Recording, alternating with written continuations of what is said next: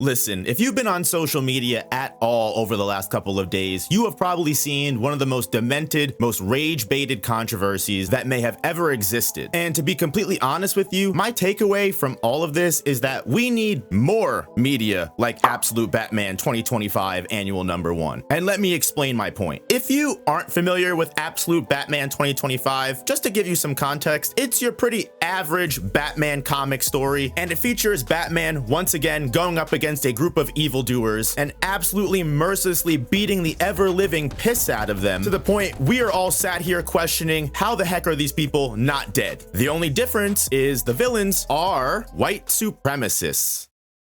What's the matter? Haven't figured out the controversy yet? My sweet summer child, we're only just beginning. If you aren't familiar with the current political landscape of the internet, this new thing began a couple years ago, and personally I think it all started with that quartering tweet, where a small but very vocal minority of people for some reason started to act like they care about the feelings of white supremacists. Not because like they are white supremacists or anything, but like because they really care on their behalf. Yet at the same time, the only real criticism they can muster up is to lie and say that Absolute Batman is burning plain old white people alive just for being quote-unquote anti-immigrant, which is a generous way to describe fully hooded, Nazi saluting, every meeting stamp checked off on the membership card holding KKK members. But I guess when you frame a Hail Hitler salute as doing an obvious allusion to Elon Musk being a Nazi, not only do I think you're lying through your teeth like a you might see why I think there's more to this than sympathy, especially when this woke media that no one cares about, no one wants, and is immediately going to bankrupt this company because of how bad it is. This made a lot of people mad enough to either change the artwork of the original series to, of course, reverse the roles and be fair. One of these pictures definitely isn't different than the other. So does racism not exist? Or can we all agree that was a Nazi salute and we can stop playing dumb now? I mean, by your own admission, you just confused the two. So which is it? You really have to sit down and wonder, why are these people so upset? You would think that if these people were as hardcore comic book fans, or at least Batman fans as they claim to be, they would know that this is nothing new for the superhero, let alone multiple other DC characters. Even the supervillains have made it very clear that they are not on the side of white supremacy. So the argument of this being modern, woke, liberal propaganda kind of goes out the window. And it's not even just comic books as a medium. I mean, even movies that you have seen people call woke nowadays, like Indiana Jones, have portrayed Nazis as the ultimate evil time and time again, and no one complained back then. And the whole racism and Nazis don't exist anymore, so we should find new villains argument also doesn't work because the neo-Nazi movement is alive and well. One quick Google search will introduce you to groups like the Patriot Front, America First or Groypers, the Proud Boys, Asmongold, and plenty of other organizations. Statistics say over 20 different ones across the entire United States all make public demonstrations and are very loud and vocal everywhere across the country and many other countries. So anybody that's telling you racism doesn't exist anymore is just straight up lying to you. And since we've already cleared up that this comic has nothing to do with demonizing white people as a whole, without any arguments left, what is the actual reason that everybody's mad again? I mean, if they're not white supremacists, then they really have nothing to worry about. The story isn't anti-white, it isn't anti-right-wing, it isn't anti-political status. It's literally just Batman beating up a group of thugs that happen to be racist. It almost seems like it's one of those things that people latch onto with anger, and either they themselves don't really understand why it makes them upset, or they fully understand why they're upset by this. However, they can't be outright and have to hide their power level. They need to use euphemisms and dog whistles in order to let everyday normies feel the anger with them while also not feeling the racism, until you're like a frog in boiling water, only realizing you're surrounded by racists and are wearing a swastika when it's too late. Because if you haven't clicked off in pure outrage yet, let me make it clear, I don't think you're a Nazi or a racist because you don't like Absolute Batman. If this isn't for you, then it's not for you. But when you start doing stuff like this, I kind of have to question. Most people normally do think they're doing the right thing, and sometimes they might just be a little bit ignorant, or they might just not understand completely something about a topic. Like, let me give you an example. Have you ever seen the focus focus group episode of It's Always Sunny when they get chosen to be early viewers of the new Thundergun movie, and when it comes time to give their thoughts, everyone has a different personal reason as to why the movie is bad, but they all blame it on woke, liberal, PC bullshit. And the irony of it is something that I think you can literally see happening before us right now in this situation. You have Dee, the woman, who's actually upset at the woman driving the story, not because of feminism or anything like that, but because Dee feels threatened by a powerful woman. And Dee, someone who chooses to be objectified because she feels like life is simpler that way, doesn't want to be thrust into these big roles with all of these big decisions to make and to even think, because she feels like that's not what women are. You've got Dennis, who legitimately is just upset that Thundergun doesn't show any dong, because of course he is a sexual deviant, along with Frank, who is upset that movie theaters are no longer like they used to be back in the day. And when everyone starts to think it's for a nostalgic reason, Frank actually admits he's talking about the old school porno theaters where everyone could just pop off together. The comedy doesn't come out of a bunch of people complaining about woke liberal bullshit. The comedy comes out of the fact that they're mad at themselves. At first, people like Dennis or even Frank might come off as reasonable. They just want old-timey things back. They just think women should be allowed to be sexier. But when it comes down to it and you get to the nitty-gritty, all they really want to do is just sit in a dirty theater and pop off together. But I think this is clearly relevant when it comes to someone like Dee, who blames feminism and audiences not wanting a strong woman, when in reality, she's just terrified that this strong woman is gonna mean she has to live up to a higher standard. And then you have the whole thing with Mac, where he doesn't like the villain because the villain reminds him too much of who he is as a person, and therefore he can't get down with the movie because he needs to hate someone that is not only different than him, but he has no idea how to even begin to understand. In hoping that they can somehow rationalize it into making themselves not just bad people for just wanting terrible things in movies, they channel those feelings into anger. But since they can't send it at themselves, I'm mad, but I don't know at what anymore. That's the part. This is it. I'm pissed. Our way of life is changing, and that's scary. Right. We don't want to change. Oh, that makes me so angry. Makes me mad. I want to cling to the way things were. and when people don't understand something, they are much more likely to hate it. So when you have a bunch of content creators, influencers, and social media profiles telling these people that don't know why they're mad, why they should be mad, it's very easy for them to latch onto, even if they don't fully understand the reason. Like I said, not everyone that hates Absolute Batman is a white supremacist, but white supremacists are definitely more than willing to manipulate this drama for their own benefit, which is how you end up with people thinking this somehow makes any sense. The reason I think we need more media like this is not only to make sure we keep letting these people expose themselves more and more. The truth is, this is the kind of content that people want. We lost what could have been one of the coolest Assassin's Creed games that has come out since Assassin's Creed 2, maybe, where we could have played as a freed slave that was going around assassinating KKK members. That sounds fucking amazing and exactly what the country needs to remind us that Nazis are the bad guy. This should not be a controversial statement. Are these people even actually fans of Batman at all? Or are they just complaining and latching onto something that fits their agenda? Because at the end of the Always Sunny episode, ironically enough, after making the biggest stink whatsoever about the Thundergun movie, the gang doesn't even go out to go see the movie and they pirate it at home. The classic case of the market and the media pandering to a group of people that are complaining and whining, when in actuality, they were never the target audience to begin with. And honestly, this episode works threefold, because one thing the episode highlights is these movie markets aren't changing because they want to appease the powers that be. They're changing because all of these motherfuckers that are complaining about everything are ruining their sales, ruining their branding and imaging, and then not going out and seeing the movie when they bend the knee and make what they want anyway. It's Twitter personalities and influencers just like these people that are forcing these people to change demographics and start pitching for new viewers. Why are movie companies gonna spend an arm and a leg of effort when they can just make half the product, put it on Netflix, and they'll make just as much, if not more money? Especially when the quote-unquote real fans that are gonna shout and complain no matter what are never gonna end up buying the real product anyway. It's never as simple as the surface level issues. Remember, these people are a very small minority that just simply shout the loudest. They make you think they're the most popular opinion, but they're really not, which is why I refuse to agree with the notion that words like Nazi or fascist are overused and we should stop bringing them into conversations. If it walks like a duck, it looks like a duck, and it quacks like a duck, then we need to go ahead and call that thing a duck. The only people that benefit in scenarios like that are the real Nazis and fascists that are consistently instantly getting away and able to hide in plain sight. I'm not gonna sit here and act like people don't misuse words on the internet, but my point is that should never be a reason to not use a word when you're using it correctly. Unfortunately, we don't live in Inglourious Bastards universe where Aldo the Apache is able to make these things easier for us. I mean, if I had my way, you'd wear a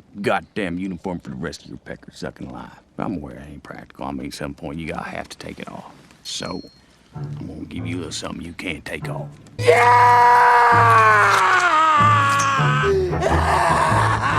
I think this just might be my masterpiece.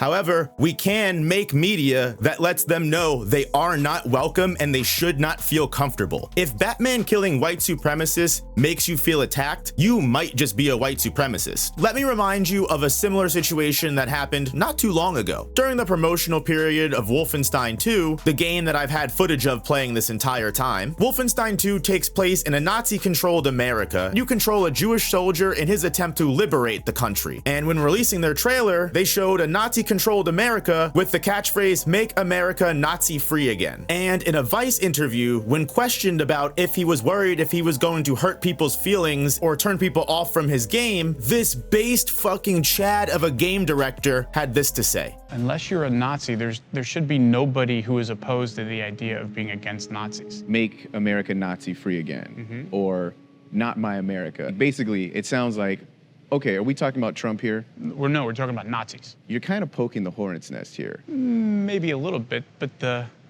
hornet's nest is full of Nazis, so fuck those guys. The real truth of the matter is, most of these Twitter accounts that you see have absolutely no principles at all. And in my opinion, people like that deserve absolutely no grace, which is why I would not feel bad for offending them if they got hurt by an insult that wasn't meant for them. If the shoe fits, you've got to wear it. Thanks so much for watching. If you made it this far, hit the like button, and I'll see you guys in the next one.